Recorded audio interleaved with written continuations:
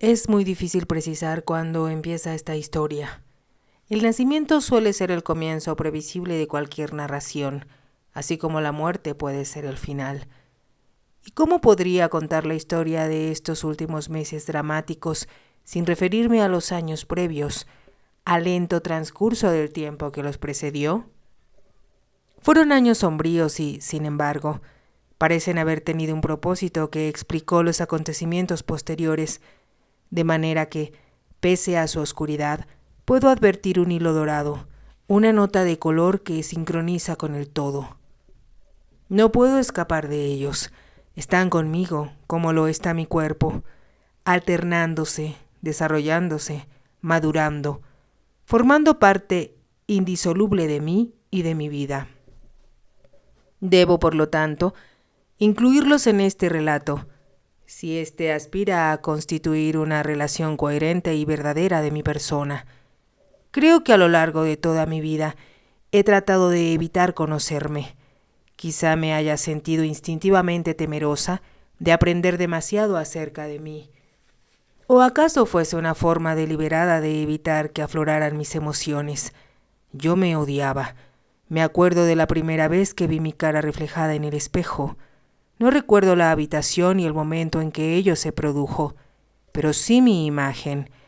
Las mejillas rosadas y regordetas, pelo color maíz y la expresión a medias, enfadada y perpleja, de mis ojos azules. Me detesté, sin duda alguna. Era muy joven. Lucía un lazo de satén azul a un costado de la cabeza y un vestido con un cuello fruncido de muselina blanca. Recuerdo, más vívidamente aún, otro momento de mi niñez. Se celebraba una fiesta en el jardín de mi casa y una orquesta tocaba sobre el prado.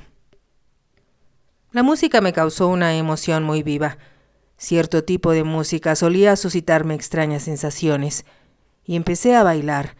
Por primera vez en mi vida me di cuenta de que la gente me observaba y sentí el deseo de que me aplaudieran.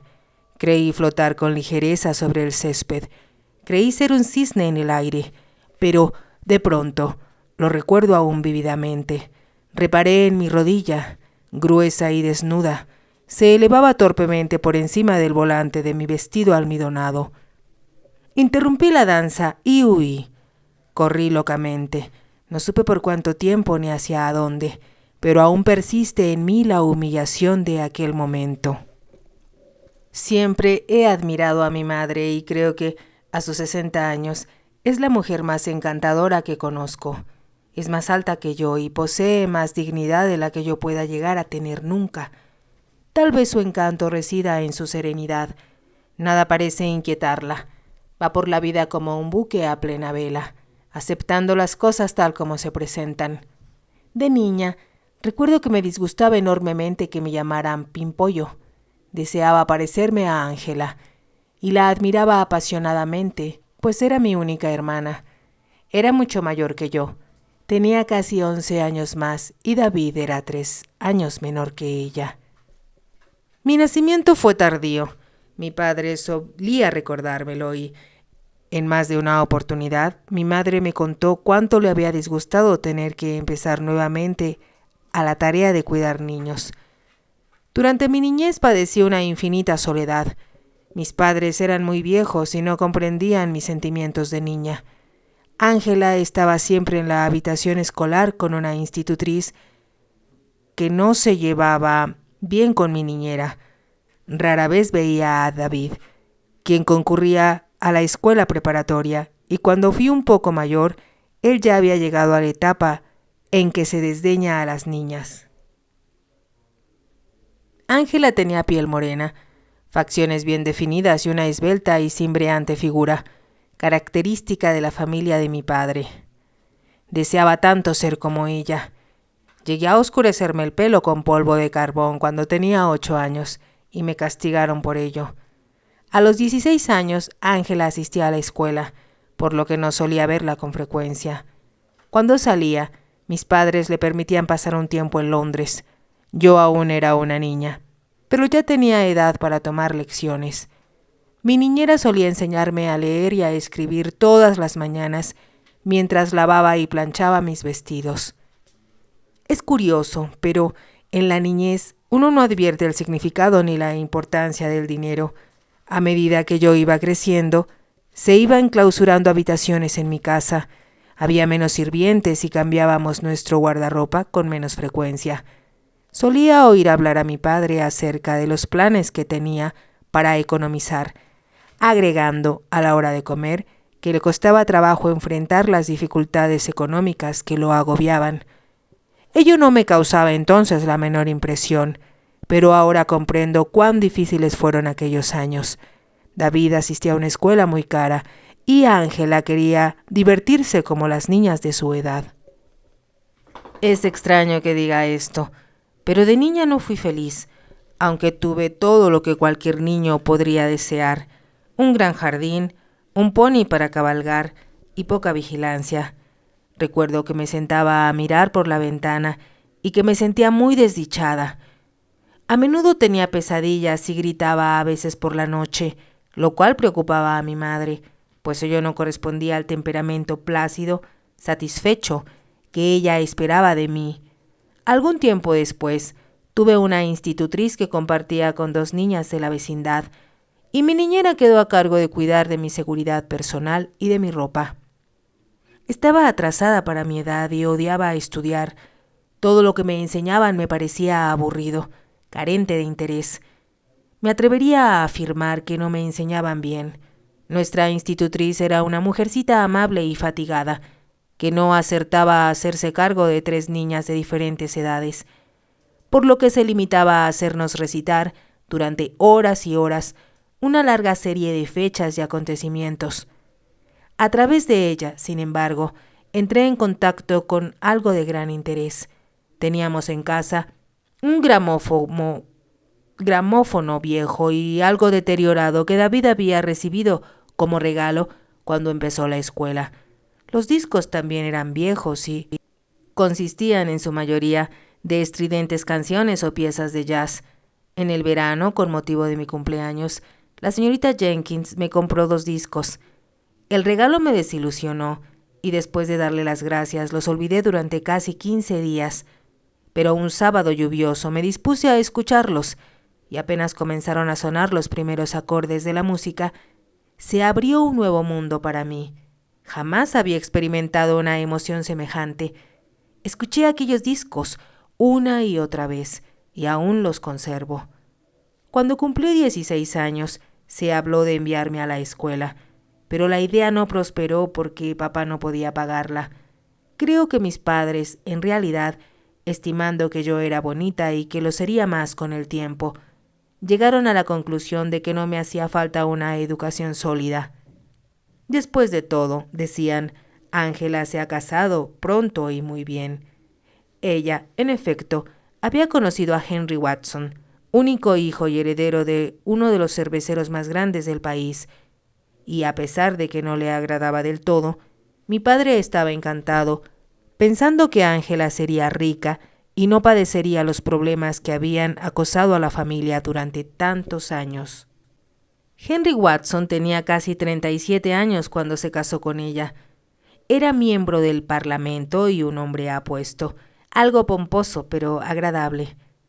Maysfield, nuestra casa, pertenecía a la familia desde hacía más de un siglo, y siempre supimos que nuestro padre era importante. Desde que David era muy pequeño, sabía que algún día heredaría la propiedad y el apellido de mi padre. Yo tenía 8 años cuando Ángela se casó, y por ello recuerdo poco de la ceremonia, o de Henry Watson y sus parientes. 5 años más tarde, cuando mis padres fueron a Londres y se hospedaron con ellos en Ascot, recuerdo que, al regresar, mi padre hizo un comentario desairado acerca del padre de Henry, y mi madre le replicó: «Uno no puede tenerlo todo, Arthur. Después de todo, Ángela tiene una hermosa casa». Me pregunté por qué no había dicho un buen esposo o lindos niños, porque Ángela ya tenía 2 entonces. En los años que siguieron vi a mi hermana solo 2 o 3 veces. Ella y Henry vinieron alguna vez de paso, un fin de semana a tomar el té o a comer, y recuerdo que, cuando yo tenía 16 años, ella me saludó diciéndome: Querida, estás terriblemente gorda. Y yo la odié en ese momento. Ella lucía muy hermosa, llevaba bellas ropas, joyas, y tenía una figura de hombros altos y cuadrados, adecuada a la moda moderna. Era brillante y alegre, pero de una manera febril, como si temiese perder algo o tuviese que seguir esforzándose para lograr un objetivo que no alcanzaría jamás. Tenía un amigo en Maysfield, el vicario, un anciano de más de 60 años y cuya comprensión y generosidad impulsaban a todos a hacerle confidencias. Su hija, que tomaba clases conmigo, era débil y algo plañidera, y él demostraba una paciencia infinita con ella, aunque más por deber que de un modo espontáneo. Conmigo siempre era agradable. Admiraba mucho a mi padre, pero creo que también se sentía aliviado por el hecho de que el costo de la educación de su hija fuese compartida por mí y por otra chica de la vecindad. Vivía frugalmente en la vicaría, pues su esposa había muerto hacía unos años. Tomábamos lecciones en la vicaría y, apenas terminábamos, corríamos al jardín. Las otras dos chicas se decían secretos y comían caramelos, y yo buscaba a mi anfitrión. Solía encontrarlo arreglando el jardín, que era la única pasión de su vida. Fue él quien me hizo entender a las flores y advertir que cualquier pequeña planta podía resplandecer como una joya. Pero no siempre hablaba de flores, sino de gente, de acontecimientos, de historias, de literatura. Conservo cada una de sus palabras en mi mente, y en cambio he olvidado todas las lecciones. Quizá en esos momentos yo era realmente feliz, cuando me perdía detrás de algún explorador en el Sahara o en alguna intriga de la corte del rey Luis XIV o lloraba la muerte de la reina María de Escocia.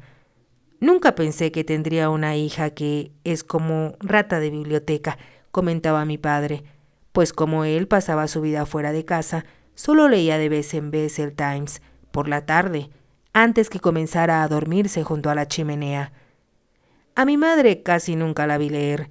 Cosía y tejía y, a veces, escribía cartas.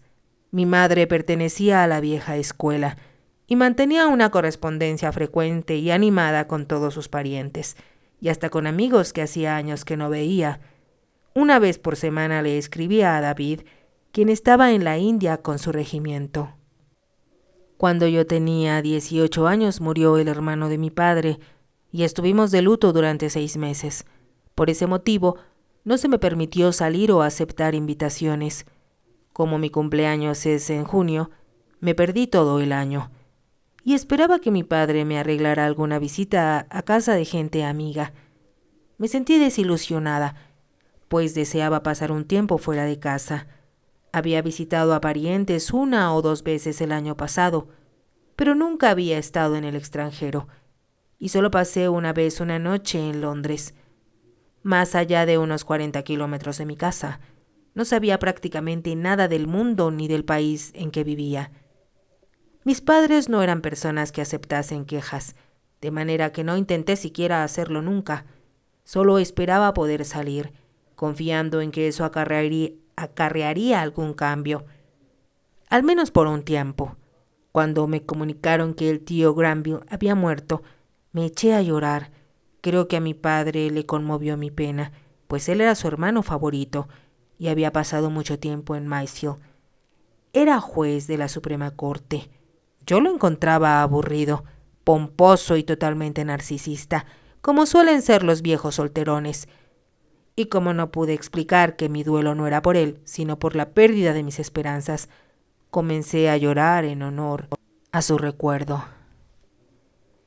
Toda mi vida cambió aquella mañana de mayo cuando mi madre me llamó mientras yo arreglaba unas flores. Ella es la única que me llama Gwendolyn, que es el nombre que recibí en mi bautismo. Era el nombre de su madre y, naturalmente, le tiene afecto. A los demás no les gusta, y desde niña me llamaron Lynn, pero mi madre no se deja convencer por las opiniones ajenas. Gwendolyn, llamó, ven aquí. Dejé las flores con un suspiro. Apenas estoy terminando una tarea cuando ella ya está llamándome para comenzar otra. Hay tanto que hacer por la mañana: peinar y cepillar a los perros, arreglar las flores, sacar el polvo a la porcelana de la sala, llevar innumerables mensajes del comedor a la cocina, preparar la lista de alimentos que deben comprarse en el pueblo. Era yo quien tenía que ocuparse de todo, pues mamá se había pasado el invierno con artritis y debía mantener la pierna en alto. Por la mañana se sentaba en un sofá y no se movía de allí, como no fuese para comer, hasta la hora de acostarse. «¡Voy!», grité, y corrí a través del vestíbulo, subiendo luego la escalera que conducía a la salita. Mi madre estaba en su lugar habitual junto a la ventana. El sol bañaba sus cabellos, que siguen conservando todo su esplendor dorado, y me miró con una sonrisa radiante. «Tengo novedades para ti, Gwendolyn», dijo. «¿Novedades para mí?», pregunté. Me mostró una carta de Ángela. «Ángela quiere que te hospedes con ella en Londres», añadió. «¿Te gustaría ir?». Sentí que mi corazón latía alegremente. «¿Cuándo?», pregunté. «Apenas podamos prescindir de ti», replicó mi madre. «Ángela dice que había pensado pedírtelo el año pasado, pero con la muerte del tío Granville fue imposible. Ahora piensa que ya ha pasado el luto y que debes salir un poco. Ha escrito preguntando si ya puedes presentarte en sociedad y ha recibido el mandato para la tercera corte». «¡Oh, madre!», exclamé. Mi madre se puso los espejuelos. Siempre los usa para leer. Agrega que no necesitas preocuparte por la ropa. Henry ha sido tan generoso, dice en su carta, que cuando le expliqué que las cosas se habían puesto difíciles para ustedes, dijo que él se encargaría del ajuar. «¿Cuándo puedo marcharme?», pregunté. Mi madre me miró. «Te extrañaré», dijo amablemente. «Pero, mamá, debo ir, debo hacerlo». «Por supuesto, querida», respondió ella. «Quiero que vayas y que lo pases muy bien. A veces me siento culpable por no haberte mandado a la escuela. Ángela pasó un año con Mademoiselle Tax, pero tú comprendes que los impuestos son ahora mucho peores que entonces». «No me quejo, madre», respondí, «pero me gustaría ir a Londres». «Espero que no te desilusiones», comentó y me miró con una sonrisa. «Yo lo odié cuando estuve por primera vez». «Pero tuviste un problema grave», dije. «Fue más tarde, no el primer año, pero las muchachas son diferentes hoy en día. Yo era tímida, terriblemente tímida, y conocía muy poca gente». «Yo no conozco a nadie», dije, «salvo a Ángela y, desde luego, a Henry, pero, por eso mismo, parece más interesante. Será como salir en un viaje de exploración. ¿No te imaginas, madre, como un viajero en una extraña tierra?» «Oh, Gwendolyn, qué imaginación la tuya», rió mi madre. «Temo que algún día tengas problemas por eso». «¿Por mi imaginación? ¿Te refieres a ella como si fuese una deformidad?». Mi madre me miró con una expresión extraña en los ojos. «Desde que eras muy pequeña», confesó, «me he preguntado hasta qué punto percibías todo lo que ocurría a tu alrededor y hasta qué punto vivías dentro de tu propio mundo». Me reí, casi avergonzada. Siempre resulta desconcertante descubrir que otra gente percibe cosas que uno apenas ha advertido. «Me encargaré de vigilar mi imaginación», prometí. «¿Cuánto tiempo puedo permanecer con Ángela?». «Ella no me dice nada», replicó mi madre, «pero calculo que la tercera corte no se celebrará hasta antes de mediados de julio». «Más de 2 meses», grité. «¡Qué maravilla! Puedo marcharme mañana». «Está la feria el sábado», repuso mi madre. «Debes permanecer aquí», se lo prometí al vicario. «¿El domingo, entonces?», pregunté. «Ángela me dice que estará fuera el fin de semana. Mejor será que vayas el lunes y llegues a la hora del té». «¿Puedo tomar el de las 2:45?», sugerí, recordando cuántas veces había acompañado a los huéspedes a la estación para alcanzar el tren que partía hacia Londres. «¿Qué me pondré para el viaje?». «¿Qué ropa tienes?», preguntó mi madre. Sabía que ella no la recordaría. Mi madre nunca se interesó por la ropa, ni por la suya ni por la nuestra. Recuerdo a mi niñera diciendo: «Pero señora, la niña no tiene nada que ponerse y los zapatos están muy gastados». Mi madre escuchaba, con una mirada de ansiedad. «Cuánto lo siento», decía. Creo que tendremos que pedir algunos moldes a Londres. Cuando estos llegaban, la niñera los llevaba a mi madre con alegría para encontrarse con la sorpresa. ¿Ropa? ¿Estás segura que Gwendolyn necesita algo? Creo que no hace un mes que le compré algo. Tendrá que ser el vestido de sarga azul, dije. Está muy gastado, pero estoy más delgada, así que tal vez pueda usar alguna ropa de Ángela hasta que pueda ir de compras. Caminé a lo largo de la habitación y me miré en el gran espejo Reina Ana, oscuro por el tiempo. Situado entre las dos estanterías, estaba en efecto más delgada, pero mi silueta se veía algo voluminosa. Al verme recordé las palabras de mi niñera. Es hermosa, señora. Su carne es firme, sin grasa alguna. Me temo que no podía vanagloriarme de poseer una figura delgada, casi desprovista de senos, como estaba de moda, y que Ángela había logrado tener desde los 17 años. Era muy alta, para mi gusto. Mis pies eran bonitos, pero calzaba 38. Aunque mi cuello era blanco y firme, me odiaba, y me alejé del espejo. Espero que Henry esté preparado para gastar mucho dinero en mí, dije con amargura. Lo necesitará si quiere que, por lo menos, esté a tono con la temporada londinense. ¿Y si fracaso? Pensé. ¿Y si los avergüenzo? La idea me causaba terror. ¿No sería preferible no ir, evitar arriesgarse a ser humillada? ¿Estás segura que Ángela quiere que vaya?, le pregunté a mi madre con desesperación. Ella se mostró sorprendida por mi tono de voz.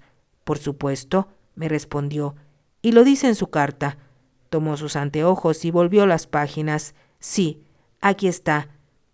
¿Sabes cuánto me gustaría tener a Lynn conmigo, mi querida madre? Y cómo la cuidaría con el mayor cariño. Te prometo que pasará una temporada hermosa, de manera que no te inquietes ni por un momento. Es un ángel, ¿verdad? Grité aliviada. Le escribiré diciendo que aceptas, dijo mi madre. Saldrás en el tren de las 2:45 el lunes. ¿Estás segura que sale a esa hora? Estoy segura, le respondí, pero llamaré a la estación para cerciorarme. Me dirigí a la puerta, pero al llegar a ella escuché decir a mi madre: Te prestaré un collar de perlas, Gwendolyn. Lo cuidarás mientras estés fuera, ¿verdad, querida? Oh, madre, ¡qué maravilla! Amo las joyas. Cuando era niña, solía entrar en la habitación de mi madre, cuando ella no estaba, y revisaba su joyero sobre el tocador. Me probaba los anillos, las pulseras con diamantes, los camafeos.